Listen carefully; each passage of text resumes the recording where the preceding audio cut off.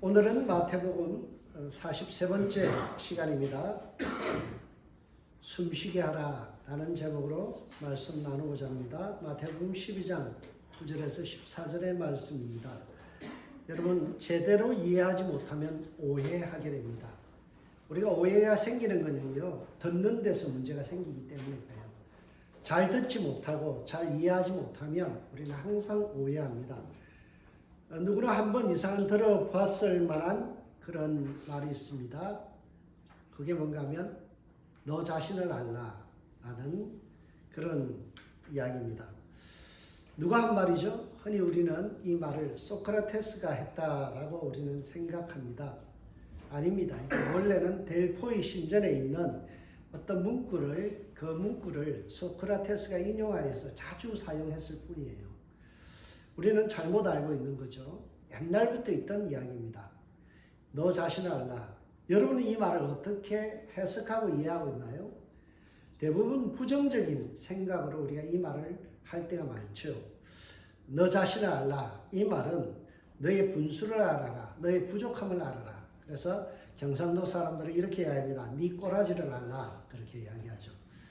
여러분, 많은 사람들이 이 말을 가지고 부정적인 의미로 이해합니다. 그러나 사실 너 자신을 알라라고 했던 소크라테스의 참뜻은 그런 이야기가 아닙니다. 정확히 이 말을 이해하기 위해서는 소크라테스가 왜 했는지를 이해할 필요가 있습니다. 소크라테스의 제자였던 알키비아데스라는 사람이 있습니다. 이 사람이 남긴 글에 보면 이렇게 이야기하고 있어요. 그러니 자신을 알라고 명한 자는 누구죠? 소크라테스는 우리에게 혼이 있음을 알라는 것이다. 영혼을 들여다보아야 한다. 영혼의 황홀함을. 이런 뜻이에요. 무슨 뜻입니까? 너 자신을 알라는 말은 너 속에 있는 영혼이 얼마나 황홀한 존재인지를 알라라는 거예요. 이 말의 뜻은 부정적인 의미가 아니죠. 되려 긍정적인 이야기입니다. 여러분, 긍정적으로 너 자신의, 너 영혼 속에 아름다움이 있다는 것을 알라는 거예요. 하나님께서 여러분을 신묘막측하게 지으셨죠.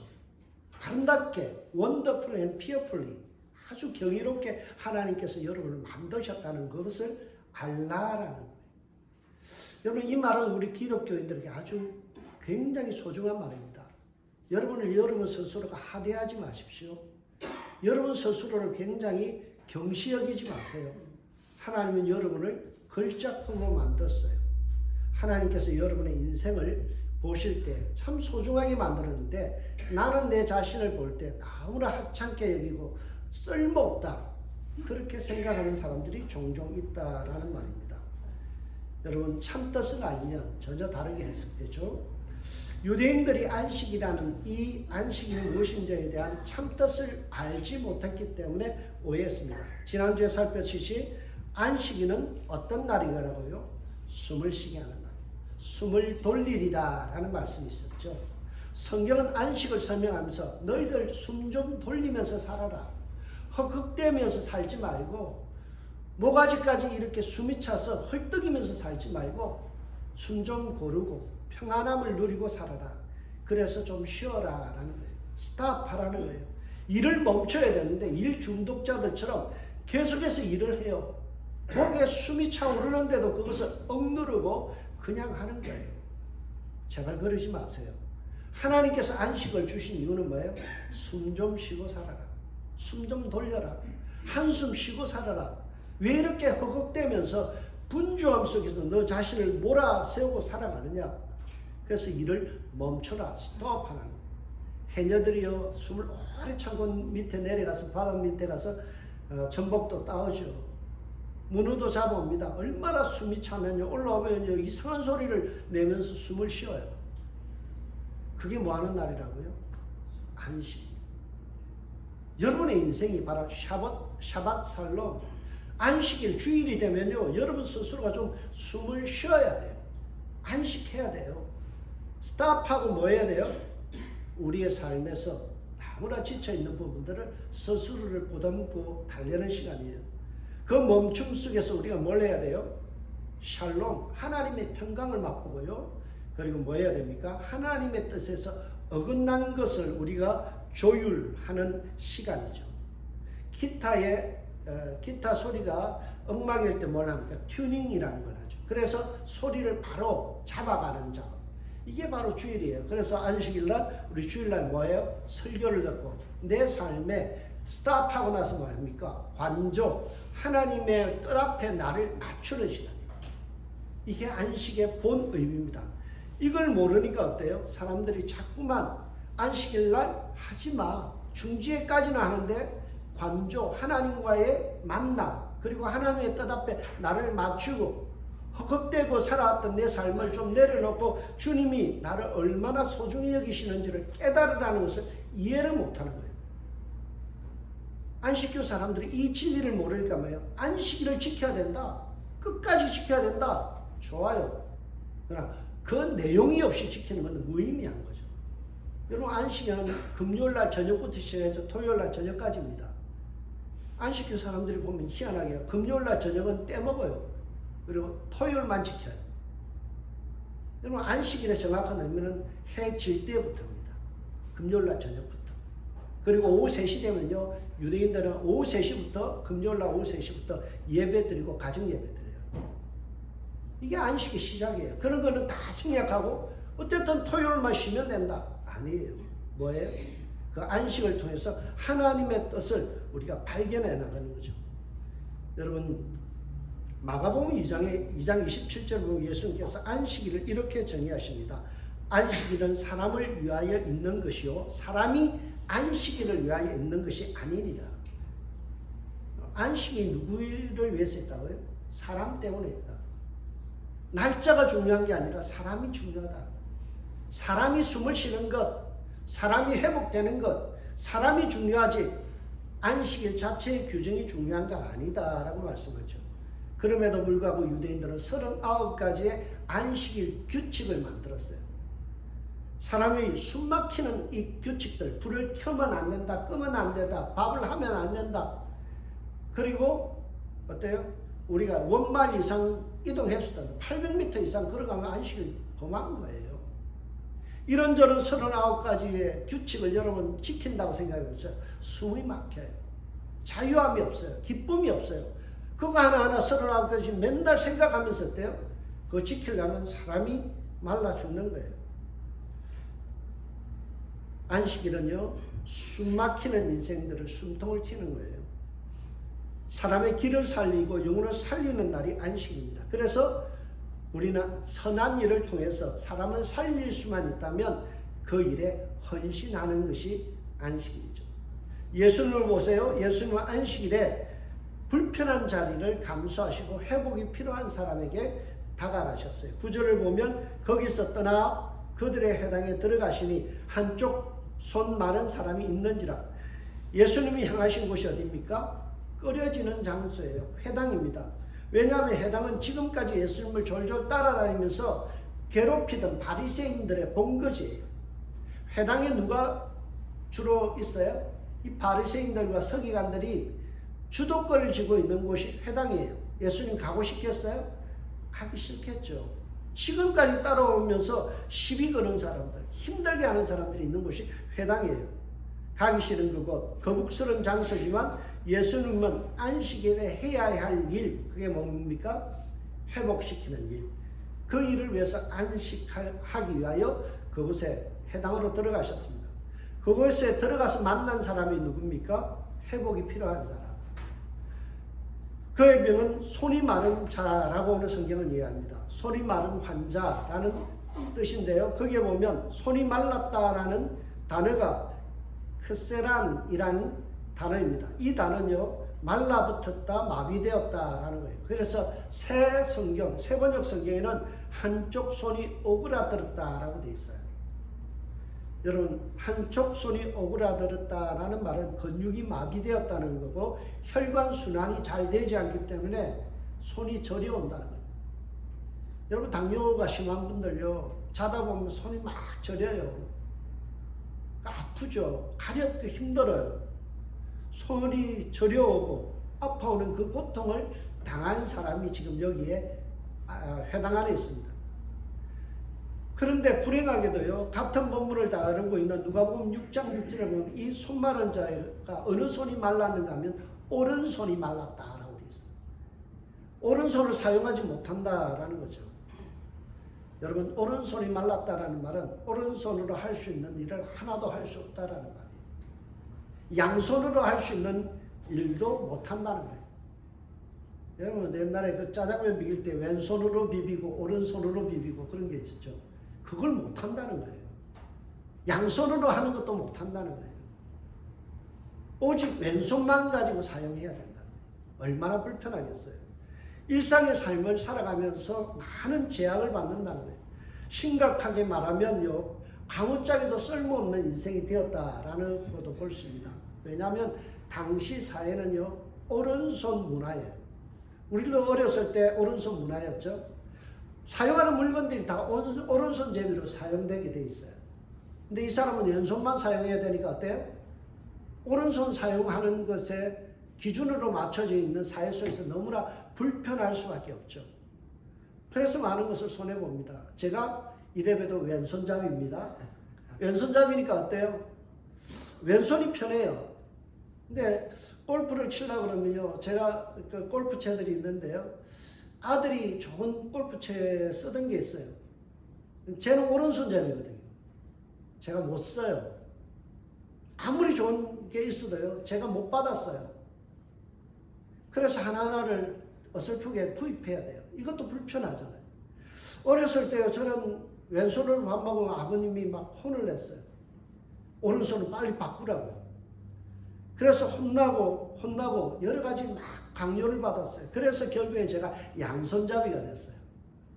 왼손도 쓰고 오른손도 쓸 수 있게 되었어요. 여러분, 오른손으로 사는 사람들 속에서 왼손잡이들은 참 많이 불편한 게 있어요. 사회적으로 적응하기 힘든 부분이 있죠. 오른손이 말랐다는 것은 이런 사회 시스템 속에서 굉장히 장애인으로 살 수밖에 없다라는 참 애잔함이 있는 사람입니다. 여러분, 이렇게 장애로 살아가는 사람들, 핸디캡트 피플을 보면 어떤 마음이 생겨요? 아, 척은지심, 불쌍하게 여겨지죠. 안 됐다, 불쌍하다, 불편하겠다. 그런데 바리새인들은 장애를 가진 이 오른손 마른 사람들을 이용해서 예수님을 공격하는 수단으로, 빌미로 삼고요, 하나의 올무로 사용하고 있어요. 10절 보세요. 사람들이 예수를 고발하려 하여 물어 이르되 안식일에 병을 고치는 것이 옳으니까. 여러분, 이 손 마른 사람들을 이용해서 덫을 놓고 있어요. 예수님을 고발할 거리를 찾고 있어요. 여러분, 바리새인들은요, 장애인을 비하하고 있어요. 사람들로서는 해서는 안 되는 일이 있어요. 그게 뭔가 하면 장애를 가지고 놀리는 거예요. 여러분, 우리 주위에는 모든 사람이 장애 가능성을 가진 사람이에요. 여러분들, 대부분의 사람들은요, 장애인입니다. 언어 장애가 있어요. 제가 영어를 잘 못하잖아요. 사람들이 언어 장애가 있어요. 많은 사람들이 장애인으로 살아가고요, 현재로 장애로 살아갑니다. 근데 그 사람들의 아픈 부분을 가지고 놀리면요, 그거는 사회에서는 해서는 안 되는 일이에요. 여러분들, 장애인들, 저는 3년 동안 장애인 사역을 했어요. 그 사람들하고 똑같은 같이 밥 먹고 같은 의식 속에서 살아간다는 게 참 적응하기 힘들었지만요, 걔네도 성경 공부 가르치면서 느끼는 점이 있어요. 그들도 똑같은 우리하고 같구나. 말은 못하는 언어 장애가 있어서 세상 말로 벙어리잖아요. 그러나 그들이 얼마나 순수가 하나님 살아가는지 몰라요. 수와 찬양하는 것들 보면 너무나 예뻐요. 여러분, 그런데 그런 사람들을 가지고 놀린다, 그런 사람을 이용해서 비열하게 예수님을 잡을 생각을 한다는 것은, 이거는 신앙의 ABC 기본이 안 된 거예요. 여러분, 신앙생활 하면서 우리 교인들은요, 절대 장애인들을 함부로 비하하지 마세요. 어떤 일이 있어도 그 장애인들을 가지고 놀리는 일들을 해서는 안 돼요. 이거는 비열한 일이에요. 사람의 고통을 안중에도 없이 여기는 사람, 인격을 못 오가면서 자신이 거룩한 바리새인이래요. 바리새인이라는 뜻은 구별된 자, 그런 뜻이에요. 어떻게 자신들은 선민의식을 갖고 있고 구별된 사람이라면서 입에서 나오는 말은 어떻게 이렇게 저급할 수 있나요? 사람의 마음이 다치는 것 정도는 전혀 안중에도 없는 그런 모습을 보고 있죠. 그러한 저열한 방법을 가지고 예수님을 고발하려고 어떻게 이야기해요? 안식일에 이 아픈 사람이 병이 낫는 것이 옳습니까? 틀립니까? 옳고 그름의 문제로 접근하고 있어요. 참 안타까운 일이죠. 지금 그들은 오른손 장애를 갖고 있는 사람을 믿기로 하여 예수님을 잡으려는 하고 있습니다. 그런데 그 장소가 어디예요? 가버나움 회당이에요. 여러분, 가버나움이라는 뜻은 긍휼의 집이라는 뜻입니다. 회당이라는 것은 모임 장소죠. 요즘 말로 하면 교회라는 거죠. 여러분, 교회는 어떤 곳이에요? 긍휼이 흐르는 곳, 서로를 불쌍히 여기는 곳, 자비를 베푸는 곳. 그것이 바로 교회이고요. 예수님이 생각하는 회당, 성도가 모인 모임이에요. 이 가버나움에서 정말 긍휼이 흘러야 되는데 긍휼은 흐르지 아니하고 시비가 흐르고요. 고발이 난무하고요. 사람을 저급하게 공격하는 모습들이 드러납니다. 사람을 위로하기보다는 위로의 집이라 말은 하면서 어때요? 사람을 공격하는 것들을 보게 됩니다. 참 어울리지 않는 모습이죠. 이들은 거룩한 성도라고 이야기하고 거룩한 성도들이 그리고 가버나움이라는 긍휼의 집에서 기껏 보여주는 것은 저급함이었다는 거예요. 중요하지도 않은 규칙을 운운하면서 그래서 사람을 공격할 빌미를 찾고 있었다는 거예요. 마태는 지금 바리새인들의 이러한 모순된 신앙의 모습을 우리에게 폭로하고 있습니다. 여러분, 저와 여러분들이 이 지점에서 한번 우리를 비춰봐야 돼요. 과연 우리 교회는 긍휼이 흐르는가? 아픈 사람들에게 여러분들 전화하시나요? 카톡이라도 날려보시나요? 여러분들, 이것이 우리에게 현 주소예요. 관심이 없어요. 무관심은 죄다라고 이야기했잖아요. 여러분, 우리가 서로를 돌아보며 관심을 가져야 돼요. 아픈 사람이 있으면 돌아봐야 돼요. 교회가 그것 하라고 있는 거예요. 긍휼이 흘러야 되는데 우리가 긍휼함이 없이 나만 괜찮으면 돼. 나 안 아프면 돼. 나만 행복하면 돼. 내 입에 들어가는 것만 소중해라고 생각하면 안 된다는 거죠. 여러분, 긍휼의 집이 될 수 있길 주의 이름으로 축복합니다. 이들은 안식일에 병을 고치는 것이 옳으냐 안 하냐라는 신학적인 접근을 하고 있습니다.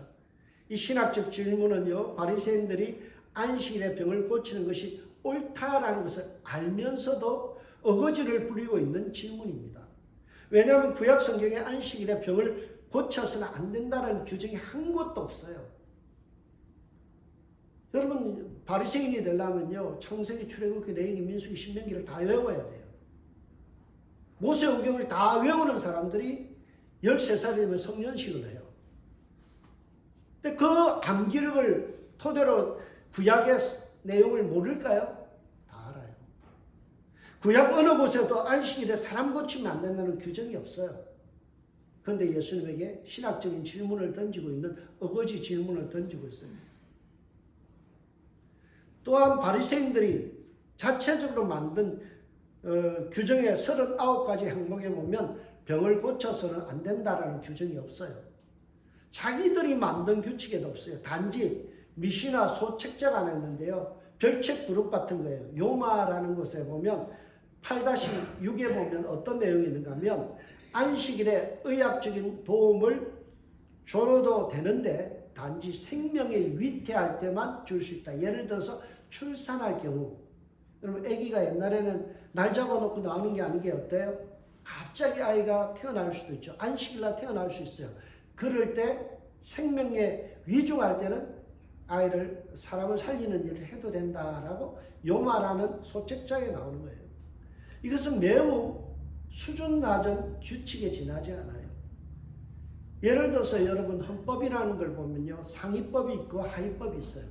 가장 상위에 있는 것은 뭡니까? 헌법이라는 거예요. 헌법 밑에 뭐가 있어요? 법률. 법률 밑에 뭐가 있어요? 명령. 그 다음에 그 아래는 조례. 그 밑에 규칙이라는 게 있죠. 그래서 여러분 그 지방자치제 하면서 나누는 게 조례 같은 게 많이 나오잖아요. 헌법에도 없는 건데 자기 자치적인 지역에서만 하는 것이 조례고 그리고 무시해도 되는 그런 거죠. 그거는 타 지역에는 해당이 안 되는 거예요. 조례나 규칙 같은 거. 요 말하는 것은 규칙이나 조례에 지나지 않아요. 그런데 그 사소한 규정을 가지고 사람들을 힘들게 하고 사소한 것에 목숨을 걸어요. 자식뿐만이 아니라 이 규칙을 온 유대인들이 지키라고 강요해요. 자기도 지키기 힘든 율법의 멍에를 사람들에게 강요하는 거죠. 그 결과 유대인들은 안식일의 자유함을 잃어버렸어요. 여러분 신앙생활 할 때 진리를 알지니 진리가 너희를 뭐 한다고요? 자유케 하리라. 예수님 제대로 믿으면요 우리 안에 신앙의 자유함이 있어요. 새벽기도 한다 안 한다 이거는 고민거리도 아니에요. 그 안에서 자유할 수 있는 거예요. 우리 안에서 신앙생활 하면서 어떤 율법에 얽매이고 규칙에 얽매이지 마세요. 그러다 보면 우리는 자꾸만 목사가 왜 저래? 권사가 왜 이래? 장로가 왜 저래? 성도가 왜 저래? 라는 이런 지적질을 하게 돼요. 여러분 우리에게서 필요한 건 진리를 알기 때문에 예수 안에서 자유함을 누리는 거예요. 유대인들은 자기도 지키지 못하는 그 규율 39가지를 가지고 사람들을 얽매고 있습니다. 얽어매죠. 얼마나 사람들이요 예수님 시대에 유대인들이 그 율법에 그렇게 노예가 되었는지 보여주는 것이 마가복음 1장 31절에서 32절 말씀입니다. 유대 사회가 얼마나 안식일을 철저하게 지켰는지 보세요. 나아가서 그 손을 잡아 일으키시니 열병이 떠나가고 여자가 그에게 수종되니라. 저물어 해질 때에 모든 병자가 귀신 들린 자를 예수께 데려오니. 여러분 여기에 재밌는 부분이 있어요. 안식일에 예수님께서 열병 환자를 고치셨어요. 근데 사람들이 언제까지 기다렸다고요? 해 질 때까지. 왜요? 안식일이 끝나지 않았기 때문에. 여러분 생각해보세요. 지금 당장 죽어가는 사람이 있을 거고요. 귀신 들린 사람이 있으면 하루 빨리라도 1시간이라도 먼저 예수님께서 와서 치유받는 게 중요하잖아요. 근데 서로가 눈치 보고 있었어요. 언제까지 우리가 이걸 기다려야 되나. 예수님 분명 열병을 치료하는 것을 보았는데도 저녁 해가 질 때까지 안식일이 끝날 때까지 뭐 한다고요? 기다리고 있었다. 얼마나 병든 신앙입니까? 얼마나 자유함이 없어요. 여러분이 제가 신유의 은사가 있다면요 오늘 저녁 끝날 때까지 기다리겠어요? 아니면 지금 여기서 안수받고 그냥 깨끗하게 치유받고 돌아가시겠어요? 당연히 우리는 지금 당장 그런 소원이 있음에도 불구하고 어때요? 유대인들은 해 질 때까지 기다렸다가 여러 귀신 들린 사람을 데려와서 예수님께 치유받았다. 얼마나 날짜에 얽매이고 있고 얼마나 규칙에 얽매이는 사람입니까? 그래서 예수님은 숨막히게 하는 이 바리새인들의 신앙을 강력하게 질책하기 위해서 두 가지 비유를 듭니다. 그게 11절의 내용이죠. 예수께서 이르시되 너희 중에 어떤 사람이 양 한 마리가 있어 안식일에 구덩이에 빠지면 끌어내지 않겠느냐. 여러분 이 비유는 신명기 22장 4절의 말씀에 근거한 적절한 비유입니다. 신명기 22장에 보면요 이렇게 되어 있어요. 내 형제의 낙이나 소가 길에 넘어진 것을 보거든 못 본 채 하지 말고 너는 반드시 형제를 도와 그것을 일으킬지니라. 안식일에 거룩한 점 무게 잡지 말고 규정 따지지 말고 미물인 낙이나 소조차도 넘어져 있으면 이렇게 세워라. 살려내라는 거예요. 마태복음의 최고의 주석학자는 R.T. 프랜스라는 학자입니다. 대학자가 이렇게 주석합니다. 결론은 고통받는 짐승을 구하는 일은 안식일의 규정보다 앞선다. 아무리 미물의 생물이라도 부족한 짐승이라 할지라도 생명을 살리는 것이 안식일보다 앞선다. 그렇다면 여러분이 양이나 소보다 못한 존재예요? 만물의 영장이라고 그러잖아요. 하나님께서 우리를 아름답게 만드시고 정말 우리 자신을 시적으로 만드셨다. 그 아름다운 인생을 건져내고 회복시키고 살려내는 것은 어떤 것보다 우선된다는 거예요. 이 사실을 12절에서 말씀합니다. 사람이 양보다 얼마나 더 귀하냐. 그러므로 안식일에 선을 행하는 것이 옳으니라. 사람의 길을 살리고 숨을 막힌 헛걱대는 사람들에게 숨통을 틔워주게 하고 그들에게 마음속에 후련함을 주는 것 무엇보다 소중하다. 그것이 옳은 일이다. 그것이 해야 될 일이다. 잘 들으세요, 여러분. 안식일에 뭐 해야 된다고요? 사람 살리는 거야. 길을 살려주는 것, 그 마음을 후련하게 하는 것, 기쁨을 회복시켜주는 것, 이거 하라는 거예요.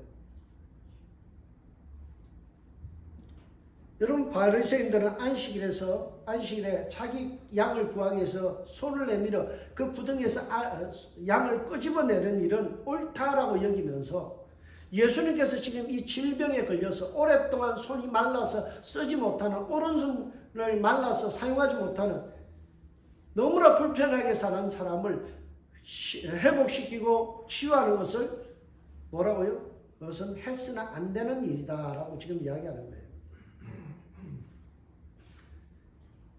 쓸데없는 논쟁을 하고 사람을 죽이는 일에 앞장서고 있습니다. 여러분, 참뜻을 이해하지 못하면 오해하게 됩니다. 안식일을 제대로 이해하지 못하니까 사람 죽이는 일들만 하는 거예요. 예수는 왜곡되고 오해된 안식일, 사바스데이에 대한 참뜻을 선포합니다. 안식일에 선을 행하는 것이 옳으니라. 안식일에 선을 행하는 일이 옳으니라. 여러분, 안식일 어떤 날이에요? 선을 행하는 것. 참 선이라는 것이요, 아름답다라는 뜻도 있어요. 여러분, 우리 인생이 아름답게 하는 것, 선한 것들, 이것을 행하는 것이 옳다라는 거예요. 바리새인들은 음흉한 생각과 치졸한 마음을 가지고 예수님의 공격하는 데 혈안이 되어 있어요. 그러나 예수님은 사람을 살리는 데 관심을 두고 있죠.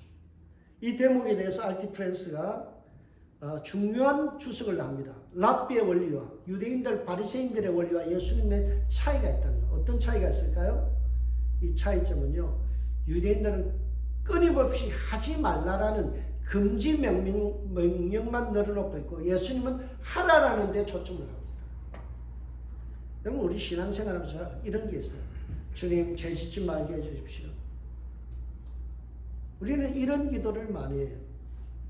그런데 우리가 주님, 사랑하게 해주세요. 부정적인 언어보다는 긍정적인 언어. 부정적으로 하지 않게 해달라고. 수동적인 부분이 아니라 예수님은 적극적으로, 능동적으로 선을 행하라 라는 거예요. 우리는 자꾸만 소극적으로 39개 규정을 가지고 하지 말 것에 자꾸 안식에 사탕 사 먹으면 안 돼. 안식일에 뭐 어디를 가면 안 돼. 친구 만나면 안 돼. 이게 아니에요. 예수님은 어떻다고? 가서 선한 일 해라. 좋은 일 해라. 인생 아름답게 꾸미는 일 해라. 남의 삶을 풍성하게 하는 일 해라라는 거예요. 이게 유대인들과 예수님의 차이점이었다라고 주석합니다. 여러분, 예수님께서는 그 마음을 가지고 적극적으로 영혼에게 다가가셨어요. 아무 반응도 없는 손마른 자, 한 소리도 지금까지 한 적이 없어요. 예수님이 등장하셔서 회당에 들어가셨는데도 아무 인기척도 내지 않는 이 수동적인 인생을 살아가는 자를 예수님 먼저 찾아가셨어요. 이에 그 사람에게 이르시되 손을 내밀라 하시니, 누가 하신 말씀이에요? 예수님께서 하신 말씀이에요. 예수님께서 그 사람에게 이르시되, 말하지 않는 사람, 아파도 신음소리 내지 않는 사람, 그리고 예수님 앞에 나와서 나 아파요 라고 말하지 않는, 말도 못하는 그런 고통당하는 자를 먼저 찾아가셨어요. 그리고 먼저 말을 거셨어요. 예수님의 사랑은 찾아가는 사랑이고 먼저 말을 거는 사랑이에요. 우리가 이 점을 배워야 돼요. 아무런 반응이 없는 사람이 있어요. 시큰둥하는 사람이 있어요. 교회 오면 왠지 까칠하게 구는 사람이 있어요. 말도 안 해요. 자기 속이 썩어 문드러지고 아파도 아파요라고 그런 신음소리도 내지 못하고 있는 사람들이 있어요. 먼저 다가가는 사랑. 이게 예수님의 사랑이었다는 거예요. 아무런 반응이 없는 자에게도 먼저 다가가 손을 내밀라라고 말을 건네는 예수님의 모습을 보면서 우리는 배워야 됩니다. 예수님은 다른 사람들이 다 외면한 그 사람, 그 영혼을 강한 관심과 사랑을 표현하시고 그 영혼이 회복되기를 소원하셨다는 거예요. 이런 적극적인 사람이 사람을 변화시킵니다. 예수님께서 손을 내밀라라고 했더니 내밀었다라고 되어 있죠. 근데 이 내밀다는 에크테이노라는 이 단어는요, stretched it out이라고 되어 있어요. 영어로 보면 그렇게 되어 있어요. 무슨 말이고 손을 쭉 뻗었다. 여러분 지금까지 말라 비틀어져 있던 이 환자가요, 오른손을 쭉 뻗어냅니다. 최선을 다하여 뻗어냈다. 여러분 이 안에서 얼마나 많은 치유가 일어났겠어요. 한 번도 이것을 뻗어봐야 되겠다는 생각도 못하고 있고 한 번도 내가 이렇게 할 수 있다는 생각을 못했는데 예수님께서 적극적으로 사랑을 표현할 때 그 손을 내미는데 최선을 다해서 내밀었어요. 그랬더니 어떻게 됐어요? 성하여졌더라. 회복되었다. 저는 이 말씀을 묵상하면서요, 단순히 장애가 치유되었다라는 의미를 넘어선 의미를 하나 생각하게 됐어요. 그게 뭔가 하면 일상으로의 복귀입니다. 유대인들은, 장애인들은 일상으로 복귀가 안 돼요. 부정하기 때문에.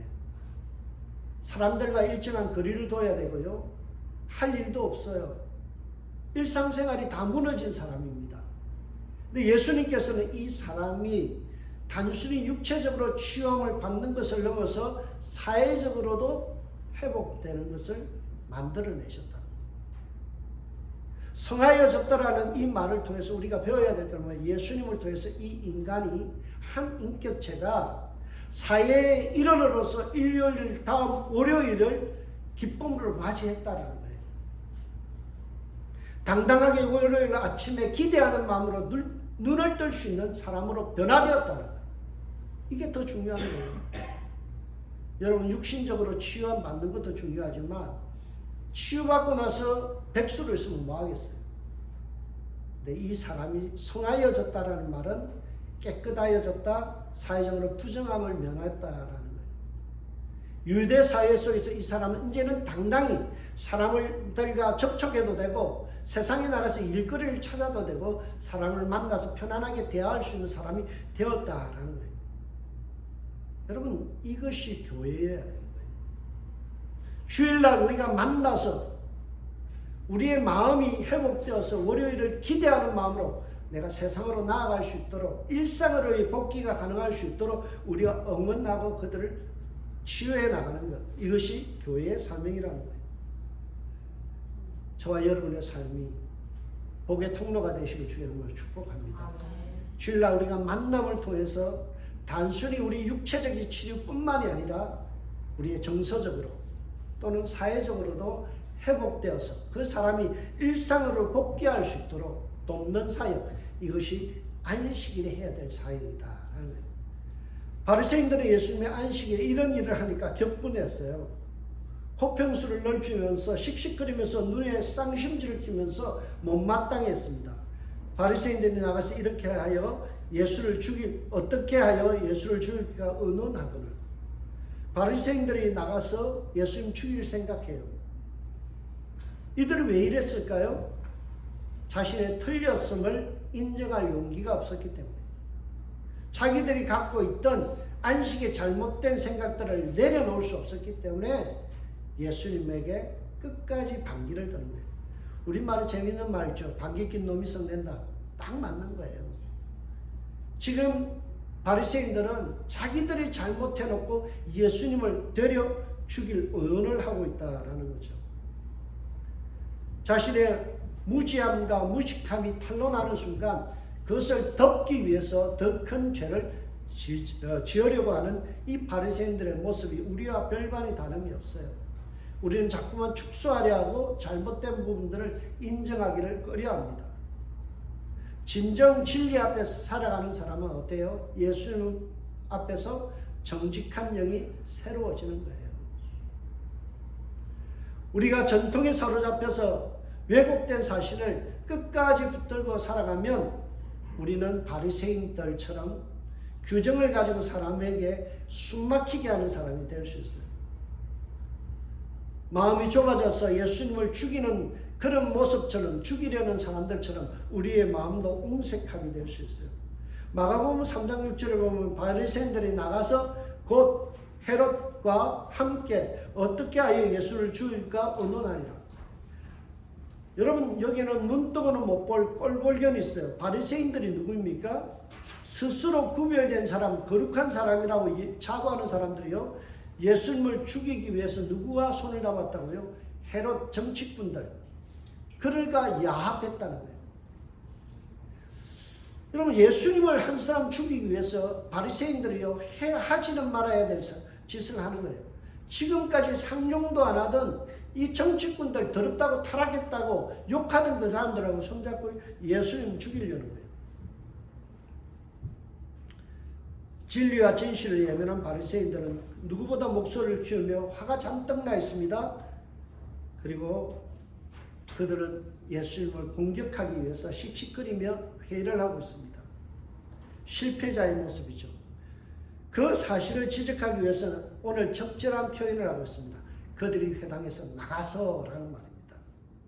바리새인들이 나가서 어디로 나갔어요? 회당에서 밖으로 나갔다는 거예요. 여러분, 회당의 주인이 원래 누구였어요? 바리새인들. 그런데 그들이 있어야 될 자리를 박차고 나가서 죄 짓는 자리로 나갔다라는 거예요. 주도권에서 밀려났다는 거예요. 그러나 지금 예수님은 가버나움 회장의 가장 중심에서 말씀을 전하고 사람들을 치유하고 있다는 거예요. 예수님께서 이니셔티브, 주도권을 쥐고 지금 회당의 주인으로서 살아갑니다. 예수님의 권위가 돋보이는 모습입니다. 여러분, 하나님의 집은 누가 장악해야 돼요? 긍휼을 베푸는 자, 사람을 살려내는 사람, 영혼에게 숨통을 틔워주는 사람이 주도권이 주어진다는 거예요. 여러분, 우리 교회도 마찬가지입니다. 어떤 사람이 존귀한 사람이며 교회 리더일까요? 목사요? 아니에요. 장로요? 아니에요. 누가 리더입니까? 긍휼을 베푸는 자. 예수님 닮아서 긍휼을 베푸는 사람, 사람의 길을 살려내는 사람, 주님 보시기에 영혼을 아름답게 하는 사람, 그 사람이 센터예요. 교회 중심이에요. 여러분, 직분으로 주님은 보시지 않습니다. 그 마음의 상태를 보시는 거죠. 주님은 외모로 사람을 판단하지 않습니다. 직분으로 판단하지 않습니다. 무엇으로? 주님이 그 교회의 중심을, 누구에게 관심을 가져요? 주님의 마음에 합한 사람, 긍휼을 베푸는 사람, 사람을 살려내는 사람, 길을 살려내는 사람, 타인들의 인생을 아름답게 하는 사람, 그 사람이 은샘교회의 주인공이라는 거죠. 여러분들이 주인공 되시길 주의 축복합니다. 세상 사람들은 직분을 가지고 그 교회가 누구 것이다 왈가왈부하고 싸움질하지만 우리 교회는요, 하나님의 관점에서 볼 때 정말 긍휼을 베풀고 있는가, 내가 관심을 갖고 있는가, 불쌍한 사람들을 향하여 나는 정말 다가가고 있는가, 나는 먼저 손을 내밀고 있는가. 그러한 사람이 주님 앞에 큰 사람이요, 교회의 주인이라는 거예요. 주님 닮은 사람이 교회 주인 되는 겁니다. 바리새인들처럼요, 교회 와가지고 끊임없이 논쟁하고 끊임없이 지적질하고 끊임없이 사람 기죽이는 사람은요, 밀려나는 거예요. 그리고 더 악한 죄악 구덩이 속으로 스스로 밀려나는 겁니다.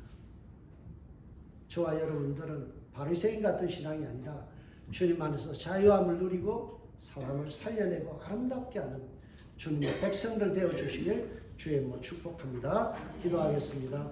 하나님 아버지 감사합니다. 주님은 자비를 원하고 제사를 원치 아니하노니 라고 말씀하셨습니다. 무죄한 자를 우리가 힘들게 하는 사람이 아니라 우리가 그들에게 다가가서 주 예수 그리스도를 전하며 그들에게 예수의 사랑을 전파하는 저희들 되게 하여 주옵소서. 먼저 손을 내밀게 하시고 먼저 저들의 삶에 하나님 우리가 기웃거리며 그들의 삶에 보탬이 되며 그들의 삶을 아름답게 하는 저희들 되게 하시옵소서. 감사하고 예수님의 이름으로 기도합니다. 아멘.